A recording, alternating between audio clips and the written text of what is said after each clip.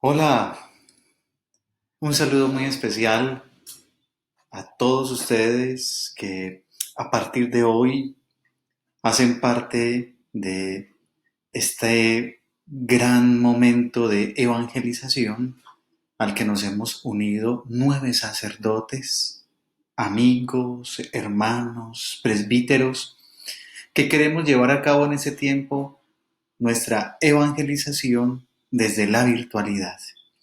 Y una evangelización en unidad de parroquias, en unidad de comunidades. Así que bienvenidos, mi nombre es Mauricio Salazar Martínez, soy párroco en la comunidad parroquial de San Luis Beltrán, ubicada en Manrique Oriental, y aquí estoy con ustedes para que hagamos una introducción a esta hermosa experiencia de fe que vamos a vivir. Así que bienvenidos y gracias a todos por seguirnos en estas diferentes catequesis que vamos a llevar a cabo. ¿Qué les quiero decir para comenzar? Es que nuestro grupo de hermanos sacerdotes ha querido entonces llamar a esta experiencia con olor a oveja. Ustedes yo creo que conocen muchísimo esa expresión. El Papa Francisco ha pedido pastores con olor a oveja. Y eso es también lo que nosotros, sacerdotes, queremos en cada una de nuestras comunidades. Y hemos querido entonces tomar uno de los discursos que nos trae el evangelista Mateo en su evangelio. Es el discurso sobre la fraternidad. Así que para que podamos comprender mejor este proceso, voy a hacer entonces una introducción al Evangelio de San Mateo, que comprendamos por qué Mateo ha escrito ese Evangelio, por qué este discurso está ahí en ese lugar y de esta manera ustedes poder continuar el proceso con nuestros hermanos sacerdotes. Así que bienvenidos a esta experiencia de evangelización con olor a oveja. Vamos entonces a realizar una pequeña introducción y vamos a mirar la introducción y la estructura literaria que nos trae el Evangelio de San Mateo. Hagamos entonces una breve introducción. La invitación es entonces a que ustedes mismos tomen sus Biblias, ojen el Evangelio de San Mateo, que es el más extenso de los 4 evangelios, tiene 28 capítulos y es considerado como el primer catecismo por su extensión y porque además es el Evangelio que nos habla más acerca de la comunidad cristiana. Entre los 4 evangelios tenemos que decir que es el más empleado en la comunidad cristiana, ha sido el más querido porque presenta temas pastorales ligados con la vida cotidiana y supremamente significativos en el itinerario de la fe de las comunidades. Las comunidades tenían muchos problemas, entre ellas los falsos maestros, los falsos apóstoles, y para eso se ha presentado entonces el Evangelio de Mateo, de tal manera que se guardara la fidelidad con las enseñanzas que había presentado Jesús Maestro. Ahí nos encontramos con unas citas bíblicas que ustedes pueden buscar, Mateo 7:15, Mateo 24:26 y también 5:46. El sendero seguro para caminar siguiendo el ejemplo hacia el Padre.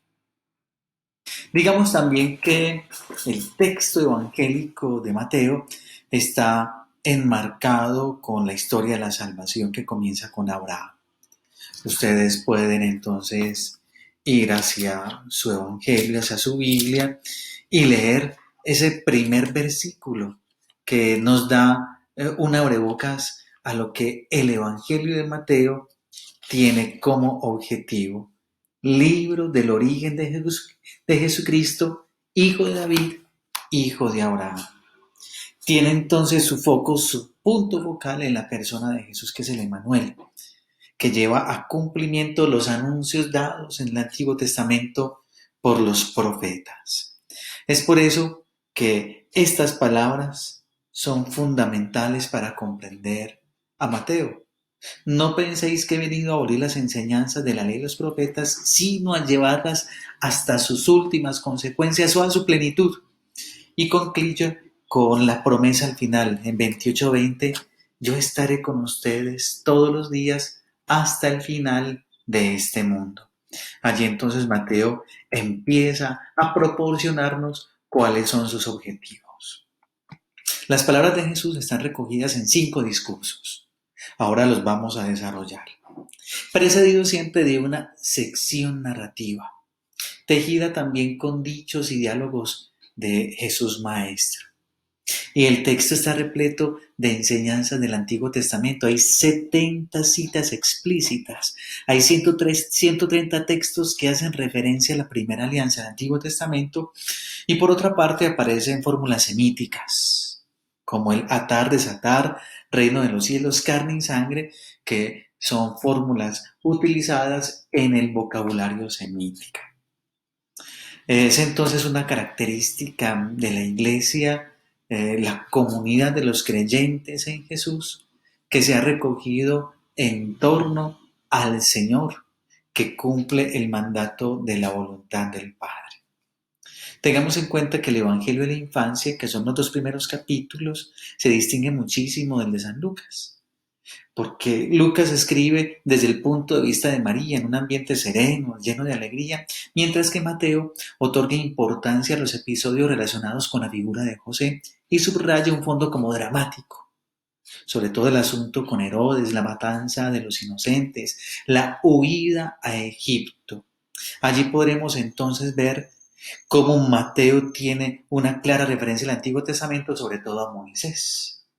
Es por eso que nos presenta un evangelio antiguo ligado a Marcos y destinado a una comunidad de origen judío. Este evangelio fue redactado al menos en 2 ediciones, en lengua aramea la primera y la segunda desarrollada en lengua griega. Aquí en esta estructura literaria es donde vamos a entender por qué nosotros vamos a hablar del discurso de la fraternidad. Miremos entonces que el Evangelio está estructurado en 7 secciones. De ellas, la primera es el discurso o lo que tiene que ver con la infancia, perdón, de Jesús. Y la última que tiene que ver con la pasión y la resurrección. Entonces el cuerpo central está dividido en 5 secciones o libritos que evocan el Pentateuco mosaico, el Pentateuco de Moisés. Y cada una de estas secciones compone una parte narrativa, ahí tenemos los textos, que da luz al lector para comprender la siguiente, es decir, los 5 discursos, que tienen una catequesis extensa del tema central que es el reino de los cielos. Este es entonces el esquema que nos presenta el Evangelio de Mateo. Como les he dicho, el Evangelio de la Infancia, el prólogo, y viene el pequeño Pentateuco. Miramos entonces el anuncio del reino, que está de los capítulos 3 al 7, la sección narrativa y el primer discurso, el sermón de la montaña. Viene el ministerio en Galilea, que abarca los capítulos del 8 hasta el capítulo 10 y un versículo del 11, la sección narrativa y el discurso misionero. Viene entonces la parte que abarca los capítulos del 11 al 13, controversias y parábolas, sección narrativa y el discurso de las parábolas, el capítulo 13. Ya nos encontramos entonces con el siguiente, que abarca los capítulos del 13 al 18, sección narrativa y el discurso de la fraternidad, que es el que vamos a desarrollar en nuestro estudio interparroquial durante estos meses. Y está entonces la última parte, que es el viaje a Jerusalén, que son los capítulos del 19 al 25, la sección narrativa y el discurso escatológico. Y ya por último entonces viene la última sección, que es la pasión, muerte, resurrección y el epílogo. Aquí vemos entonces esos 5 libritos, esos 5 discursos y dónde se ubica el discurso que nosotros vamos a tratar. Comprendamos de Mateo lo siguiente, y es que no fue un habitante de Cafarnaúm. sino que ha sido un judío cristiano de la segunda o tercera generación. Algunos pueden decir, pero ¿cómo no fue discípulo de Jesús si era Mateo, el recaudador de impuestos? Pues bien, se ha tomado el nombre del apóstol, mas no ha sido el Mateo apóstol el que escribió el Evangelio. Ha sido un discípulo de una generación posterior con buen conocimiento de las escrituras, con muy buen griego y con un nombre desconocido. Esto de ponerle un nombre importante de alguien a los libros ha sido una práctica muy normal dentro de la Sagrada Escritura. Esto que estoy diciendo se ve reflejado en el uso detallado del Antiguo Testamento, como ya les había dicho antes, y en la muy buena redacción, en la buena composición, en la estructura tan perfecta que tiene el Evangelio. Parece que la fecha de escritura ha sido entre los años 75 y 100, y algunos apuntan hacia el año 80, en donde se ha desarrollado algo llamado el Sínodo de Jamnia. Ustedes también lo podrían consultar. Ha sido un sínodo convocado por los judíos para poder tener la capacidad, la posibilidad de excomulgar a aquellos que digan que creen en Jesús. Porque hasta ese momento los que creían en Jesús siguieron haciendo todo lo de un judío, seguían las prácticas judías, entonces habían controversias y allí los judíos decidieron que los que practicaran el judaísmo no podían creer en la persona de Jesús. A partir del Sínodo de Jamnia entonces se abre la gran brecha donde los cristianos empiezan a abandonar el judaísmo y comienzan a tener su propia identidad. De aquí que entonces es la fecha más probable porque estos temas los toca el Evangelio de San Mateo. El lugar de origen precisamente puede ser Antioquía, por todo lo que hemos dicho. Aunque han sido propuestas muchas ciudades, Antioquía puede ser el lugar en donde se ha escrito este evangelio. Y los destinatarios entonces han sido en su mayoría judíos que se han convertido al cristianismo, pero en la que se han integrado cada vez más gentiles.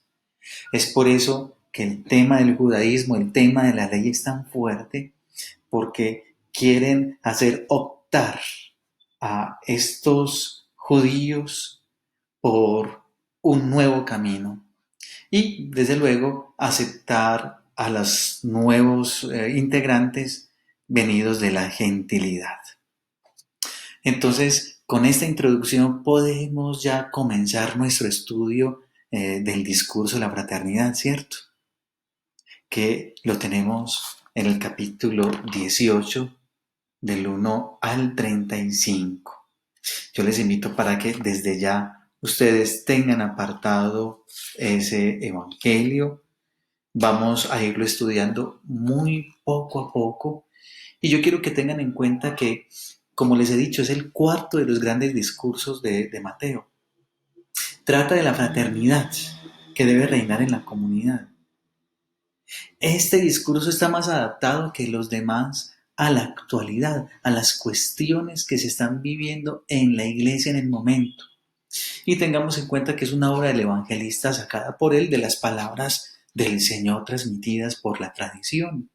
Es decir, que aquí no encontramos palabras directas de Jesús, sino palabras que Jesús había dicho y que el evangelista ha adaptado para el momento. La base entonces de ese fragmento la encontramos en los primeros 5 versículos, con la pregunta acerca de la verdadera grandeza en el reino de los cielos y la respuesta que dio Jesús.